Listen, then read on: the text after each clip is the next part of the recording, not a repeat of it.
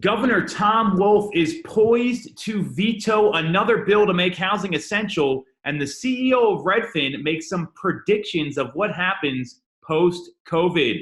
Tune into Tool Time right now.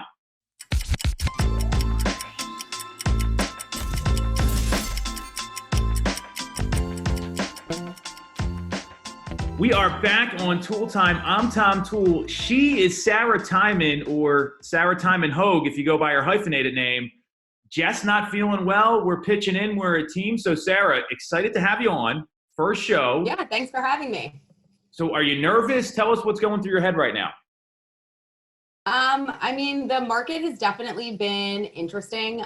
We've all been waiting for this bill to come out, and we're all hoping for a good result. So, I don't know that I'm nervous. I'm anxious. Anxious is a good word. So that's a great answer. So here's what the latest is on this bill. So the Senate passed it by a little over 68% midweek on Wednesday. And then after that, it went back to the House to get affirmed, and it passed one vote short, of 2/3. And then an article came out today on KYW that says Governor Wolf has 3 bills on his desk today that the House passed, and he said he's going to veto all of them. It has to do with hairdressers, salons, lawmakers, all sorts of stuff to get the economy back on track. And he basically said, hey, I'm vetoing all of them. So what do you think about all this? I think that we need to be safe. Obviously this pandemic is a real thing. I think everybody's on the same page with that, but we also need to get things rolling again. Particularly with housing, that is in Pennsylvania not considered essential and really needs to be. There are people out there that are in a position where they are not in a home right now, or where they're carrying 2 mortgages. So it's very serious for a lot of people. We all know the pandemic is serious, but so is housing. Well, I think you bring up a really good point that we're right now the only state that is not essential. So we're 1 out of 50. So that's number one. Secondly, NAR and PAR already have all these safety protocols ready to go. So they're going to talk about what happens, how you can do this safely, masks, gloves, booties. I get all that. I'm in total support of all that. The challenge I see here is you go across the river to New Jersey, you can go show a house. You can go look at a house. Go down to Delaware. You can do the same thing. Maryland, West Virginia, Ohio, everywhere around Pennsylvania, you have the ability to go do that. And the issue that I have here is he came out last week and said, hey, shelter is essential. I'm going to push back evictions and foreclosures, but he's not voting for this bill. So basically what he's saying is it's only essential for some people and not for others. That's the problem that I have here. You can't go both ways. And that's what he's been doing the entire time. So I've got a call to action for everyone watching here, because you need 2/3 vote to overcome a veto. So we're going to put a link in the story here. I don't know if Nick or Val can do this. I'm sure they can. It's going to show the voting record of the House, because we just need 1 vote. You need 1 vote to overturn this. The Senate's already there. So if you're feeling like you're in a situation where you need your home to sell, whether it's a vacant property or you're in a financial pinch, and we've got people carrying 2 homes right now. That's not fun for anybody. Mortgage forbearance isn't all it's cracked up to be. So my hope is we can make some noise and get this to happen. And the frustrating part is the other side of the state. You can go do some of this stuff if your county's yellow. We're not yellow here, and we're literally the only region in the entire country, if you look at metro markets, where you can't do this. So it's really, really frustrating to the consumers. And yeah, you said it yourself. Safety is most important. So I agree with you there.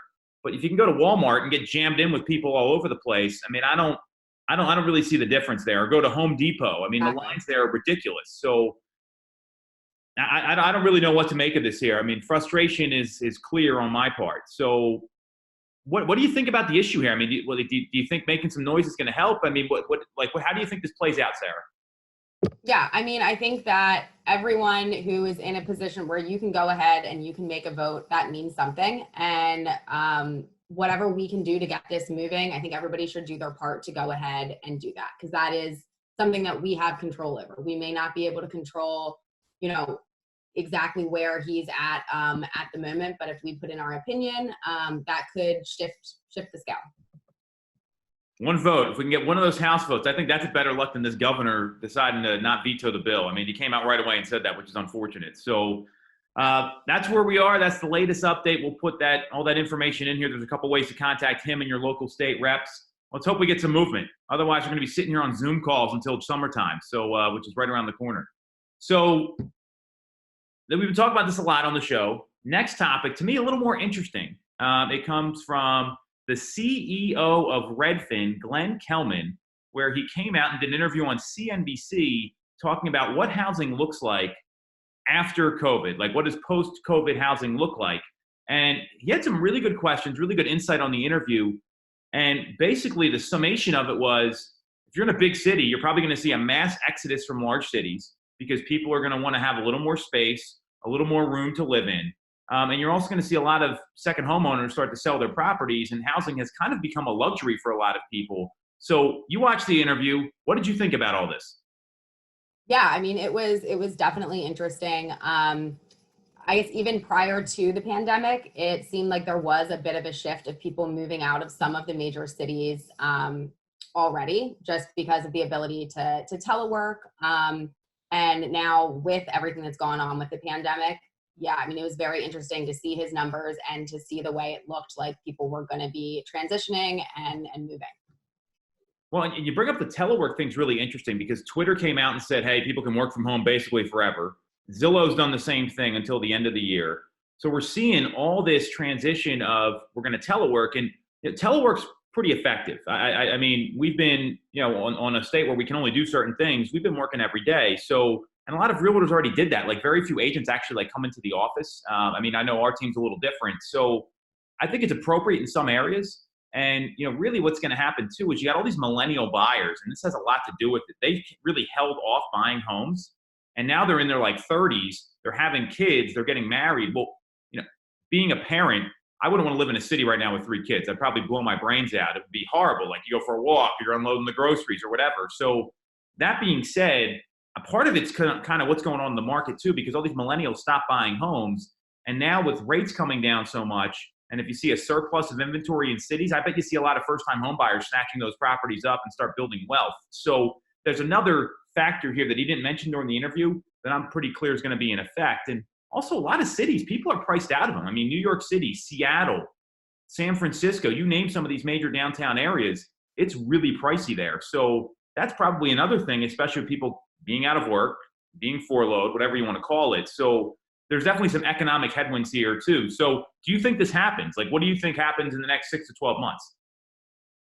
Yeah, I mean, I think that we're going to see a lot of people looking at either a little bit more suburban areas or going to those smaller cities like Charleston, where you can still get that great city vibe. You can still walk around, but it's just not as condensed and not as packed as places like, again, New York, Seattle, Boston. So I think we're going to see shifts in that direction. That's a really good observation. I didn't even think of that because Charleston is kind of like a big city, but it's small. Like, I've been there before. Boomtown, our CRM is based out of there, so they have conferences there, and I've seen it that way. And you look at kind of what happened around here in the greater Philadelphia area, you see all these little suburban towns, like Westchester.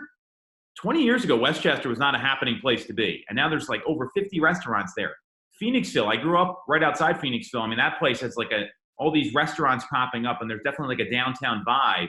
So media is the same way, and so that's a really good observation. And maybe I think that's probably what you're going to see a lot of people do. Especially, there's going to be an exodus probably from the Northeast as well, given how restrictive the environment's been up here.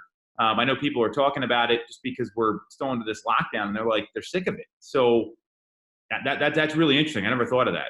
Great stuff. So sounds like we're both in agreement on both these topics here. Very cool. So the motivational part of this. So Sarah has been watching The Last Dance of Michael Jordan with her husband Eric.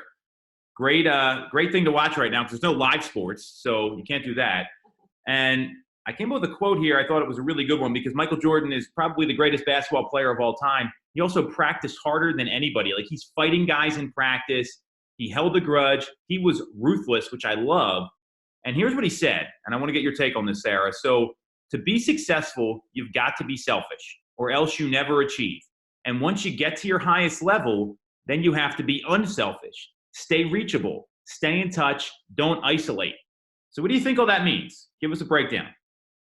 So, I mean, I would say you have to be selfish portion at the beginning means you have to do everything that you can do to be on top of your game, whether that's sports, whether that's real estate, whether that, regardless of your field. I think you have to take every opportunity you have to kind of craft your field and put yourself in the best position. And then once you get there, you need to share that. You need to help people that need a little help along the way, and you need to give them your insight.